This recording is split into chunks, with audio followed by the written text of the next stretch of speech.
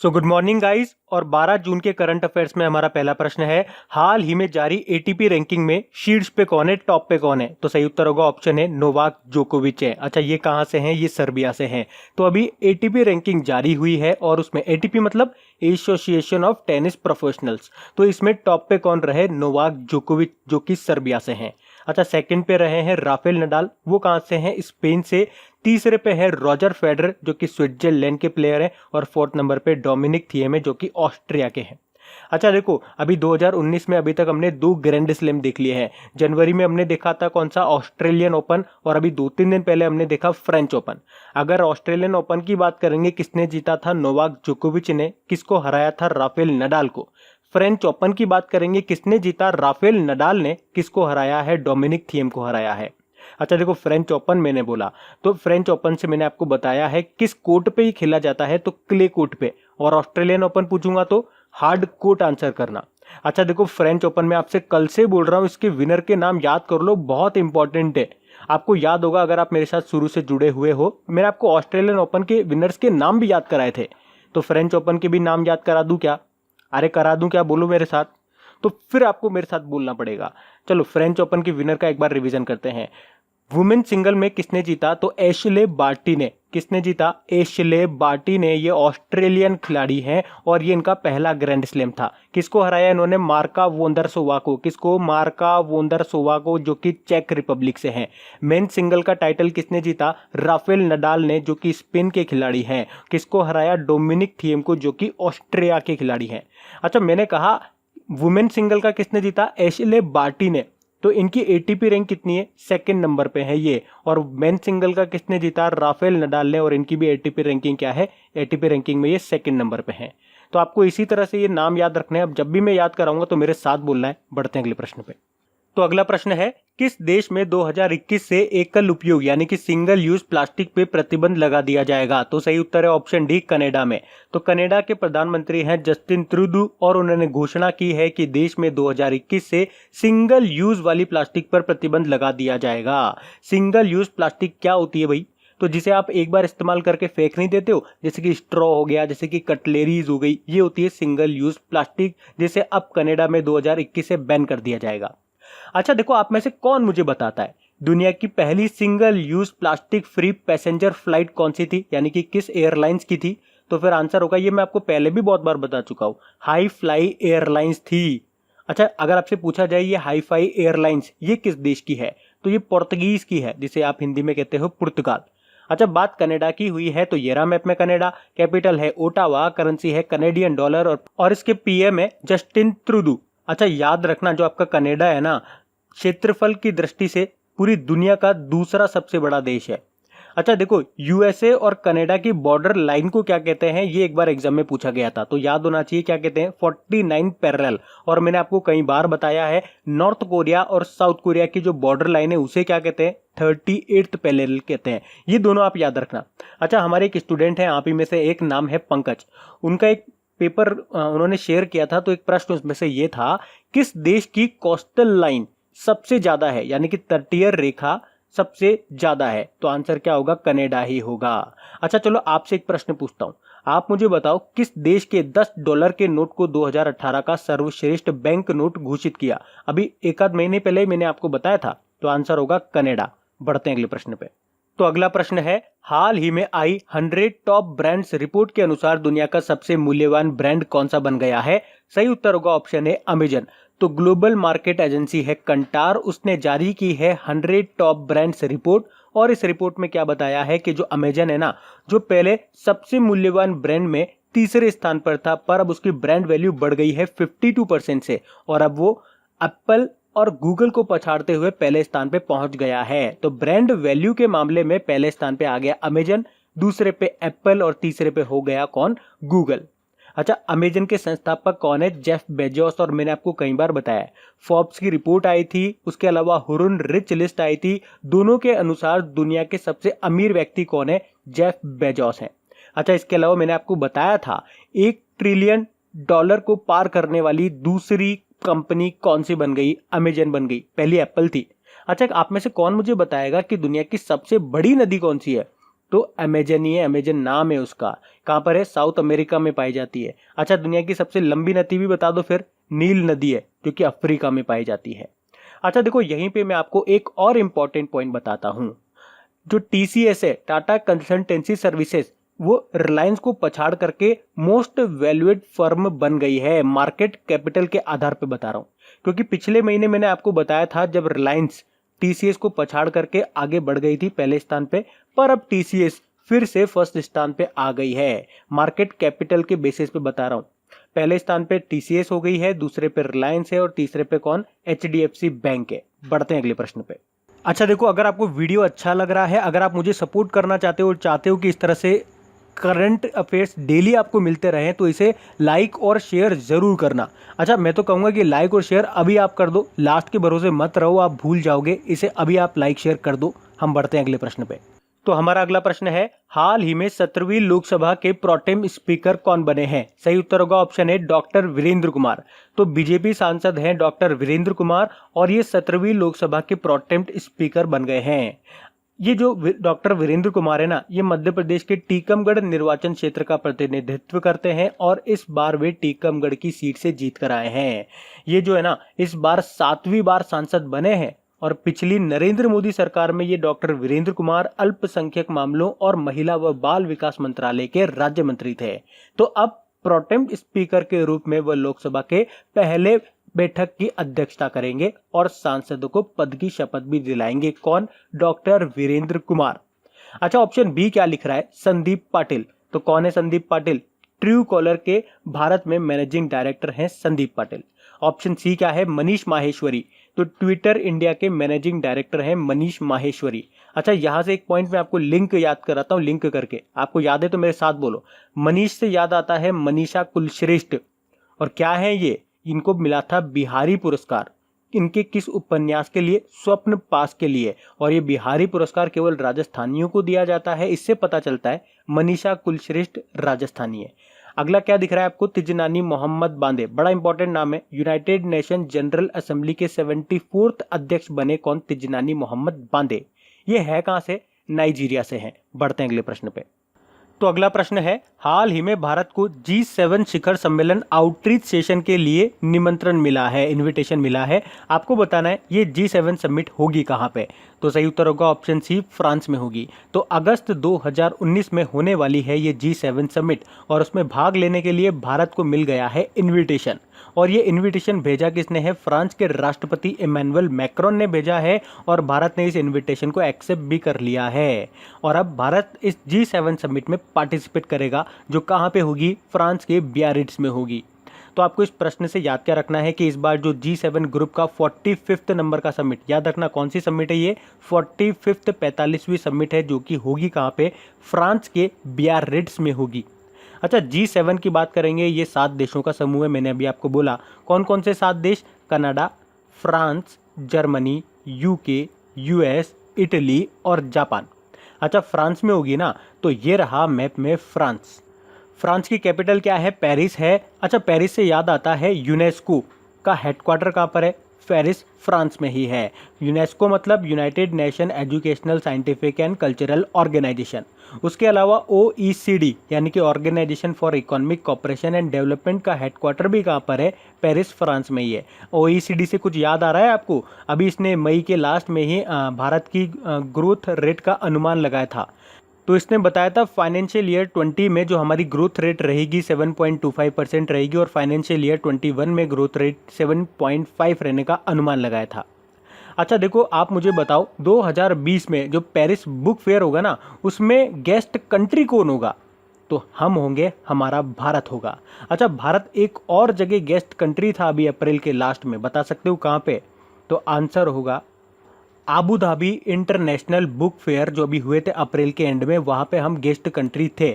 इसके अलावा 2022 में नई दिल्ली में जो वर्ल्ड बुक फेयर होगा ना, उसमें गेस्ट कंट्री कौन होगा? तो याद रखना फ्रांस होगा।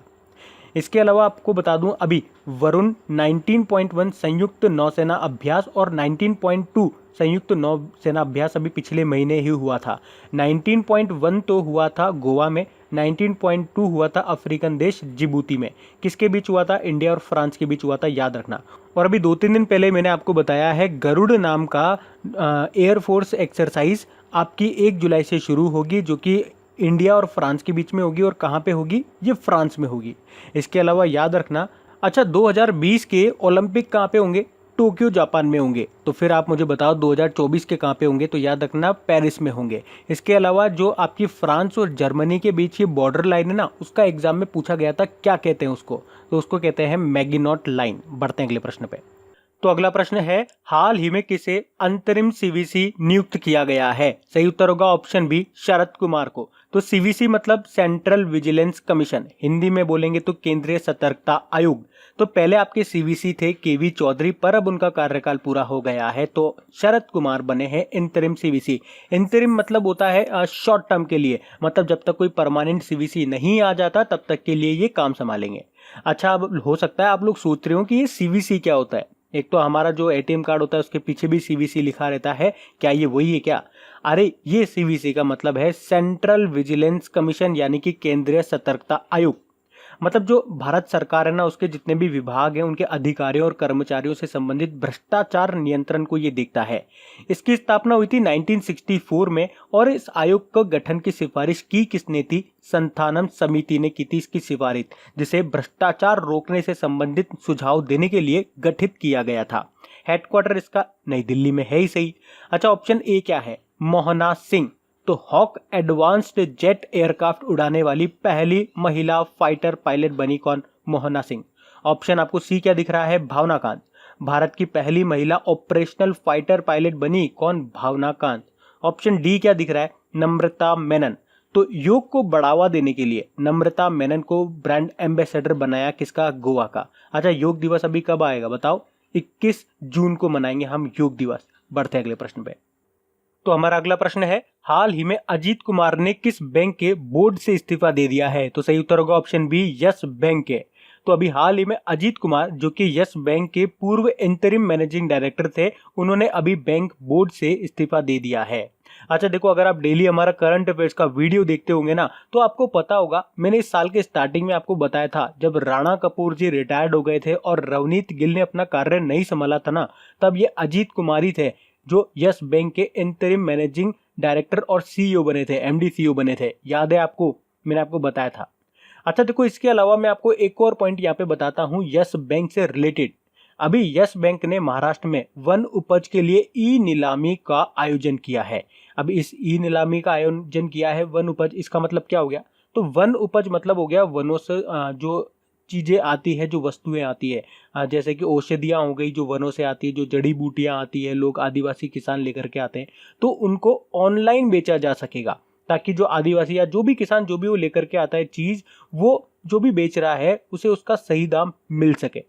अच्छा, बात हुई है यस बैंक की, तो इसके बारे में जान लो। इसकी स्थापना हुई थी 2004 में, हेडक्वार्टर है मुंबई में, और अब इसके एमडी सीईओ कौन बन गए हैं? रवनीत गिल बन गए हैं। ये अभी नया अपॉइंटमेंट है, याद रखना, मार्च के आसपास का ये। अच्छा, इसका टैगलाइन क्या है? एक्सपीरियंस अवर एक्सपर्टाइज। बढ़ते हैं अगले प्रश्न पे।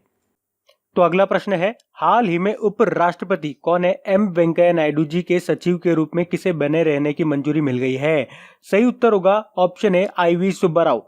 तो अभी हाल ही में मंत्रिमंडल की नियुक्ति समिति ने उपराष्ट्रपति एम वेंकैया नायडू जी के सचिव के रूप में IV सुब्बाराव के बने रहने की मंजूरी दे दी है। मतलब पहले भी यही थे और अब आगे भी यही रहेंगे। अच्छा, SSC CGL 2017 में एक प्रश्न आया था कि उपराष्ट्रपति बनने की मिनिमम उम्र कितनी होती है? तो याद रखना 35 साल होती है, 35 ईयर्स होती है। अच्छा, अभी हमारे वाइस प्रेसिडेंट कौन है? एम वेंकैया नायडू जी हैं।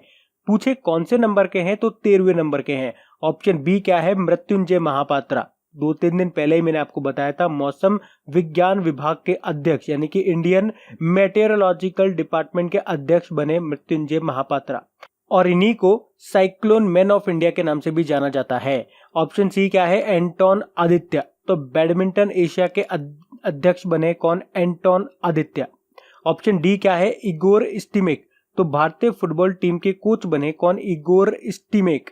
मैंने इसको याद भी कराया था, गौर से हम फुटबॉल का मैच देखते हैं तो ऐसे अपन ने याद करा था। अच्छा ये है कहाँ से, तो ये क्रोएशिया से है। क्रोएशिया से कुछ याद आया आपको? क्रोएशिया हार गया था किससे? फ्रांस से। किस में? फीफा वर्ल्ड कप 2018 में जो रशिया में हुआ था उसमें फ्रांस जीत गया था, क्रोएशिया हार गया था। अच्छा फीफा 2022 कहाँ पे होंगे? कतर में होंगे। और अभी आपको पता होगा 2-4 दिन पहले अपन ने पढ़ा था फीफा वुमेन्स वर्ल्ड कप कहाँ पे शुरू हुआ है? अभी ये 7 जून से शुरू हुआ है, 7 जुलाई तक चलेगा फ्रांस में। बढ़ते आगे। तो अगला प्रश्न है, हाल ही में किसकी रिपोर्ट के अनुसार स्वच्छ भारत अभियान से भूजल प्रदूषण यानी कि ग्राउंड वाटर पॉल्यूशन में कमी आई है? तो सही उत्तर होगा ऑप्शन सी, यूनिसेफ की रिपोर्ट के अनुसार। तो यूनिसेफ ने स्वच्छ भारत मिशन का पानी, मिट्टी और खाद्य पर पर्यावरणीय प्रभाव के नाम से एक रिपोर्ट जारी की थी और उसमें बताया था कि स्वच्छ भारत अभियान जो भारत में शुरू हुआ है ना, उससे भूजल प्रदूषण यानी कि अंडरग्राउंड वाटर के पोल्यूशन में कमी आई है। अच्छा यूनिसेफ मतलब United nation international children emergency fund, headquarter इसका न्यूयॉर्क में है। अच्छा एक प्रश्न मैं आपसे पूछूं तो आप मुझे बताओ अब तक की सबसे कम उम्र की यूनिसेफ सद्भावना राजदूत, गुडविल एम्बेसडर कौन बनी है? तो आंसर होगा बॉबी ब्राउन बनी है, ये ब्रिटिश अभिनेत्री है। अच्छा मैंने आपको ये पॉइंट बताया था दिसंबर या नवंबर में और कई बार रिपीट भी किया है तो आपको याद होना चाहिए। अच्छा फिर एक और प्रश्न का जवाब आप मुझे दो कि यूनिसेफ ने भारत के पूर्वोत्तर राज्यों के लिए किसे यूथ एडवोकेट बनाया है? तो आंसर होगा नाहिद अफरीन को, ये गायिका हैं। बढ़ते हैं अगले प्रश्न पे। तो अगला प्रश्न है, हाल ही में किस कंपनी ने दक्षिण अफ्रीका में गोल्ड अवार्ड जीता है? तो सही उत्तर होगा ऑप्शन डी, महिंद्रा में। तो भारत की ऑटोमोबाइल कंपनी है महिंद्रा, जिसकी साउथ अफ्रीका में भी ब्रांचेस खोल रखी है और वहां पे एक्चुअली 29 व्हीकल ब्रांड के बीच में एक सर्वे हुआ था, तो उस सर्वे में महिंद्रा को बहुत अच्छी रेटिंग मिली है और वहां पे जितने भी डीलर्स है ना उसमें भी काफी सेटिस्फैक्टरी रिजल्ट मिले हैं महिंद्रा को और इसीलिए महिंद्रा कंपनी ने जीता है साउथ अफ्रीका का गोल्डन अवार्ड। अच्छा यहाँ पे क्या लिखा हुआ है? अशोक लेलैंड।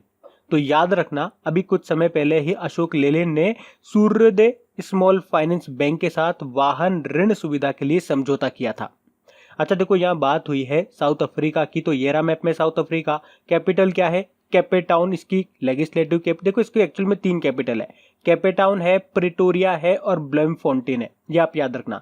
अच्छा अगर बात करें क्षेत्रफल की दृष्टि से ये अफ्रीका का देश है, तो ये रहा मैप में साउथ अफ्रीका। साउथ अफ्रीका एक अफ्रीका कॉन्टिनेंट का देश है। कैपिटल क्या है? कैपेटाउन है जो कि इसकी लेजिस्लेटिव कैपिटल। देखो इसकी एक्चुअली में 3 कैपिटल है, कैपेटाउन, प्रिटोरिया और ब्लेमफोंटेन। अच्छा मैंने क्या कहा? साउथ अफ्रीका अफ्रीका महाद्वीप का एक देश है और अफ्रीका से याद रखना ये क्षेत्रफल की दृष्टि से दूसरे नंबर पे आता है अफ्रीका। पर अगर बात करेंगे ना किसी भी महाद्वीप में सबसे ज्यादा देश किस में पाए जाते हैं, तो आंसर होगा अफ्रीका में।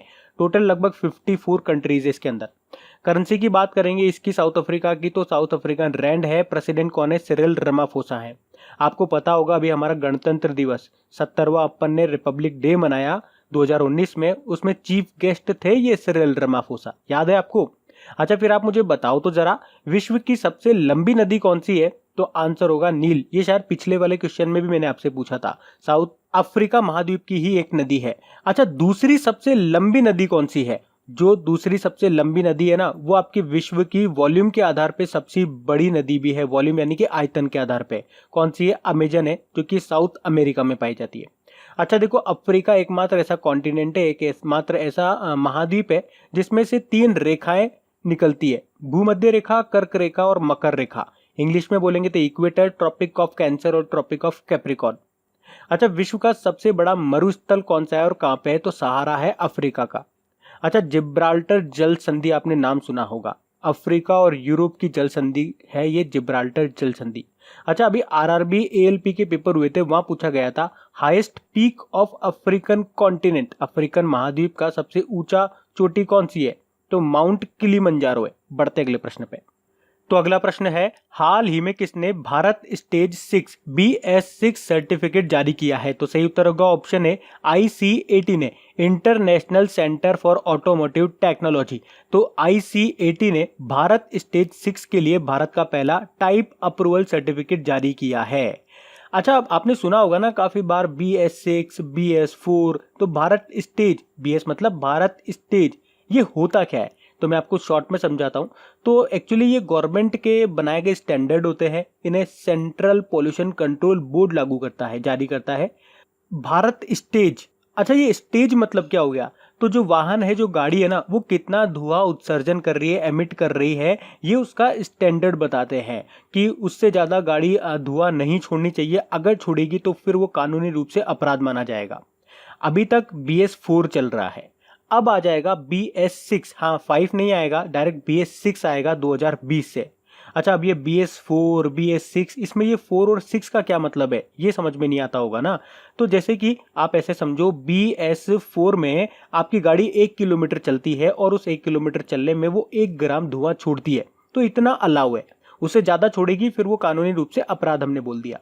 लेकिन अब जब BS6 आ जाएगा ना, तो फिर रूल क्या कहेगा, आपकी गाड़ी 1 किलोमीटर चलने में 1 ग्राम से भी कम धुआं छोड़ना चाहिए। बात समझ में आ रही है? जैसे जैसे अपन ऊपर बढ़ते जा रहे हैं, 6 फिर 7 8, उसी तरह से फिर ये एमिशन, ये जो उत्सर्जन है वो भी कम होता जाएगा, मतलब कम छोड़ना चाहिए फिर आपकी घोड़ी। बात समझ में आ रही है? तो क्वेश्चन यही है। ICAT यानी कि international centre for automotive technology ने 2 व्हीलर सेगमेंट के लिए भारत का पहला सर्टिफिकेट जारी कर दिया है।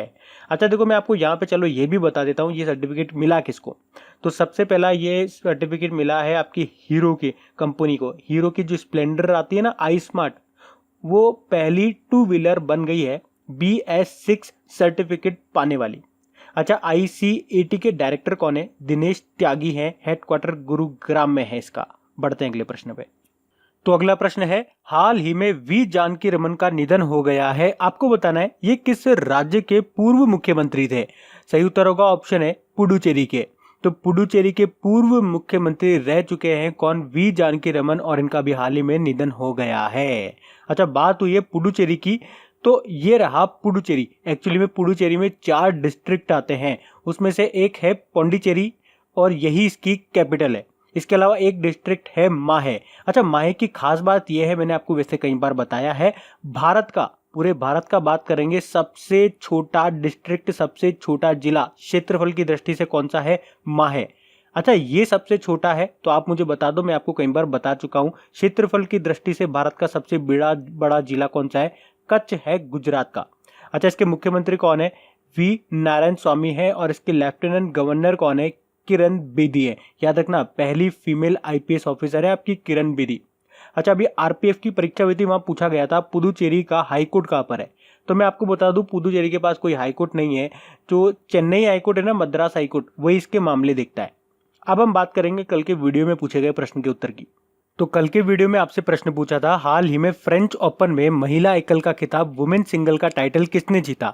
तो सही उत्तर था ऑप्शन है एशले बार्टी ने। अच्छा, ये एशले बार्टी कहाँ से है? ये ऑस्ट्रेलियन प्लेयर है और ये इनका पहला ग्रैंड स्लैम था। अच्छा, इन्होंने जीता और किसको हराया? मार्का वोंदरसोवा को, और ये कहाँ से है? चेक रिपब्लिक से हैं। ये सारे की सारी डिटेल आपने इसमें लिखी थी। अच्छा, बहुत सौ ने तो ये भी लिखा था, क्योंकि मैंने कल ही पढ़ाया था फ्रेंच ओपन, पहले तो ये किस कोर्ट में होता है? क्ले कोर्ट भी आप लोगों ने लिखा, साथ में मेन सिंगल का टाइटल किसने जीता ये भी लिखा। किसने जीता? राफेल नडाल ने, जो कि स्पेन के प्लेयर हैं। किसको हराया? डोमिनिक थिएम को, जो कि कहां से हैं? ऑस्ट्रिया से हैं। ये आपने लिखा, ये बहुत अच्छी बात है। आप देखना, अगर इसी तरह से बात मानते रहोगे, बोलते रहोगे ना, तो ये 2-4 दिन में हम इसको रट के फेंक देंगे ओपन को। अच्छा, पजल सॉल्व कर लें अब। अच्छा, जो इसे पहली बार देख रहे हैं उन्हें बता दूं, अभी आपके सामने एक स्लाइड आएगी जिसमें आज के कुछ इंपॉर्टेंट क्वेश्चन होंगे, कुछ पुराने डेज के इंपॉर्टेंट क्वेश्चन होंगे। आपको क्या करना है? वीडियो को पॉज करना है, वीडियो को रोकना है, उन क्वेश्चन को खुद से सॉल्व करना है। खुद से सॉल्व करने के बाद वीडियो को फिर से ऑन करना है, फिर मैं आपको उनको सॉल्व कराऊंगा और आपको चेक करना है जो आपने क्वेश्चन करे हैं वो सारे सही है या कहीं कुछ गड़बड़ है। तो ये रहे पजल के क्वेश्चन आपके सामने। वीडियो को पॉज करो और इसे सॉल्व करो। तो उम्मीद करूंगा आपने वीडियो को पॉज करके इसको सॉल्व कर लिया होगा। अब मैं आपको इनको सॉल्व कराता हूं, पर यहाँ पे नहीं, पजल वाले वीडियो में, वहां पे आराम से इसको मैं सबको सॉल्व कराऊंगा। अच्छा गुरुजी, ये पजल का वीडियो कहाँ पर है? अब वह कहाँ मिलेगा? कहाँ जाना होगा? अरे आपको कहीं जाने की जरूरत नहीं है, आपको सब बैठे बिठाए मिलने वाला है। आप देखेंगे यहाँ कॉर्नर पे एक छोटा सा वीडियो आपके सामने आएगा। जैसे ही अभी वो आएगा, अभी आ जाएगा, उसको आपको क्लिक करना है, डायरेक्ट आप वहां पे पहुंच जाओगे। अभी वो आ जाएगा। वो आए उससे पहले मैं आप लोगों से कह दूं, एक बार चेक कर लो आपने इस वीडियो को लाइक और शेयर जरूर कर दिया हो, आप भूले नहीं हो। और अगर आपको जो आज का हमारा प्रश्न है, अगर ये आता है तो इसका आंसर आप कमेंट बॉक्स में टाइप जरूर करें। अब आपका यहाँ पे पजल का वीडियो दिख गया होगा, आप उस पर क्लिक करके जा सकते हो। लाइक और शेयर करना मत भूलना, फिर से कह रहा हूं। चलो मिलते हैं पजल वाले वीडियो पे।